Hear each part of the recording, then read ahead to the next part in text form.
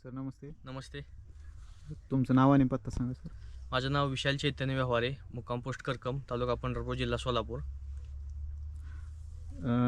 द्राक्षाची बाग आहे सर, किती झाड आहेत साधारण आता ही? हे 1700 झाड आहेत. शेती किती दिवसापासून करता सर तुम्ही? शेती 6-7 वर्ष झालं करतो. द्राक्ष बागेचं किती वर्ष आहे सर आता? द्राक्ष बागेचं पीक आहे ही 5वं, म्हणजे हा प्लॉट 5व्या पिकाचा आहे. किती दिवस झाले साधारण आता प्लॉट? त्याला 65 दिवस झालेत. 65 दिवसाचा प्लॉट आहे हा. तुम्ही द्राक्ष 25 शेती ऑक्टोबरची छाटणी आहे. 25 ऑक्टोबर.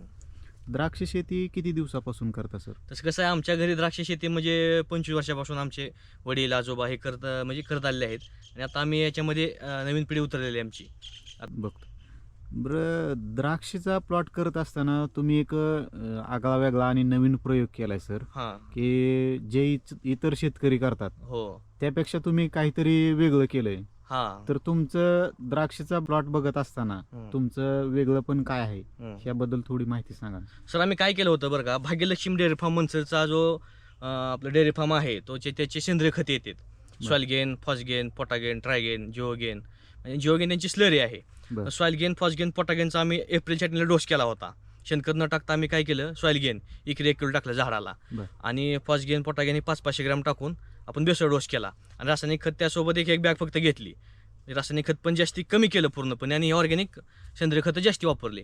तर त्याचा आम्हाला असा फायदा झाला की ऑक्टोबर छाटणीच्या वेळेस आम्ही ज्यावेळेस छाटणी केली तर आपण बघू शकता की म्हणजे एवढा माल लागला, भरपूर इतका माल लागला की 200-250 घड झाडावं लागले. त्यातले फक्त आम्ही 80-90 घड ठेवून बाकीचे घड काढून टाकले. तर हा प्लॉट जो आहे 3ऱ्या वर्षाचा प्लॉट आहे आपला, हा 3ऱ्या-4थ्या वर्षाचा प्लॉट आहे. तर याच्यामध्ये घडाची संख्या भरपूर निघाली आपल्याला. त्या खतामुळं एक पण डोळा फेल नाही आपला.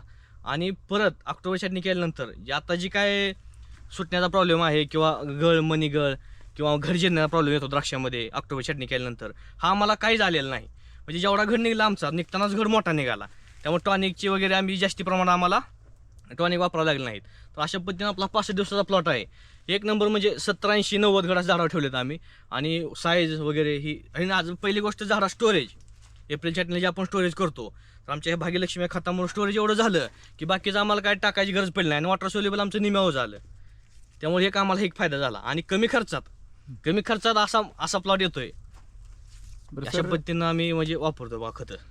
शेतकरी म्हणतात ऑर्गॅनिक खताचा रिझल्ट हा लेट येतो आणि तोपर्यंत आपलं पीक पुढे निघून जातं. कसं आहे बरं का, ऑर्गॅनिक खताचा रिझल्ट कमी म्हणजे जास्त दिवस लागते द्यायला, असा विषय नाही.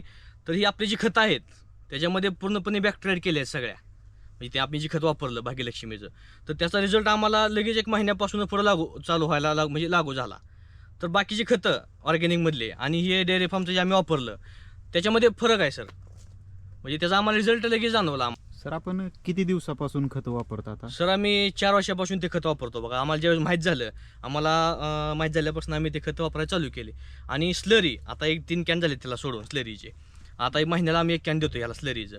म्हणजे जी काय अपटेक होतंय डोस टाकलेला आपण, किंवा जी काय आपण थोडंफार वॉटर सोल्युबल देतोय, त्या अपटेकसाठी आम्ही जिओगेन नावाचं त्यांचं कॅन येतं स्लरीचं, एकरी 35 लिटरचं, ते महिन्याला एक ॲप्लिकेशन देतोय आम्ही सर.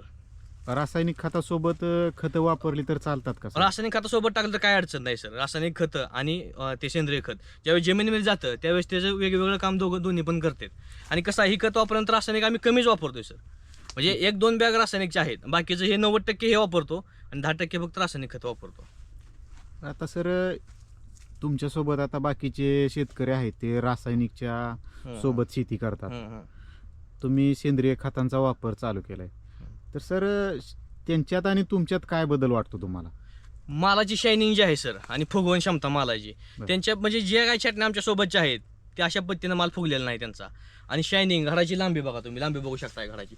प्रत्येक घड असा बघा, एक पण घड असा लहान नाही की बाबा त्याची साईज कमी आहे काय आहे. तर फुगवण आणि त्यांच्यापेक्षा आमची फुगवण जास्त झालेली आहे. किती घड आहेत साधारण सर?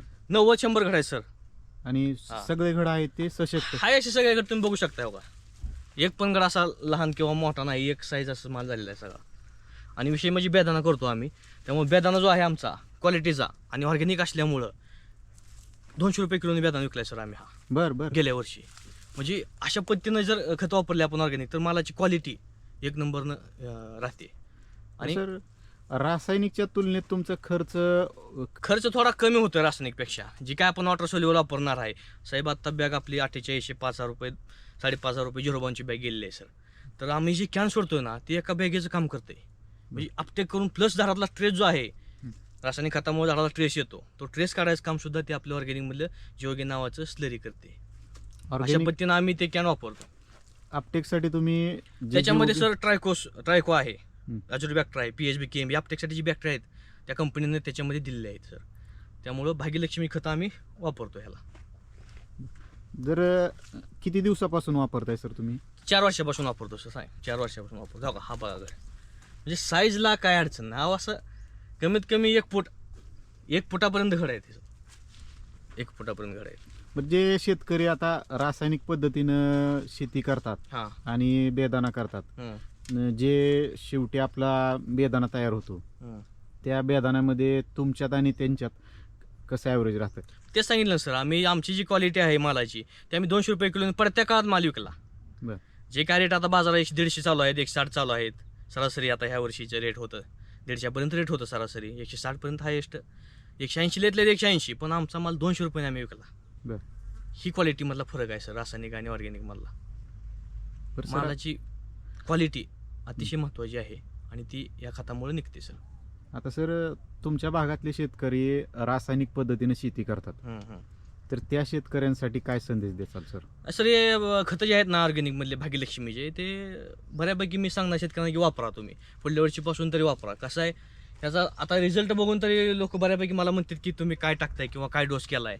बरं. किंवा मग त्यांना मी सांगतोय बाबा असं असं मी खत वापरलेलं आहे, तर तुम्ही आता मला म्हणतात की एप्रिलपासून आम्ही पण वापरू. बरं. असा मग इथपर्यंत आता विषय झालेला आहे सर आपला. म्हणजे त्यांनी बघितलं की त्यांना लक्षात येते म्हणजे आपण कसं काय केलंय, वापरलंय कसं, रिझल्ट काय आहे असं सांगायचं वगैरे काय नाही सर, डोळ्याने दिसतंय. म्हणजे आता जे आपण प्लॉटचा व्हिडिओ काढतोय सर, कोणत्या एरियातला प्लॉट आहे सर? सर हा प्लॉट आहे करकम मधला. बरं. पत्ता मोबाईल नंबर सांगा सर. माझे नाव विशाल चैतन्य व्यवहारे, मुक्काम पोस्ट करकम, तालुका पंढरपूर, जिल्हा सोलापूर. माझा मोबाईल नंबर 75 077 87 347. आपण सर द्राक्ष बागेसाठी जर कुणाला सल्ला हवा असेल हो तर आपण सल्ला पण देताय? हो देतो सर, देतो.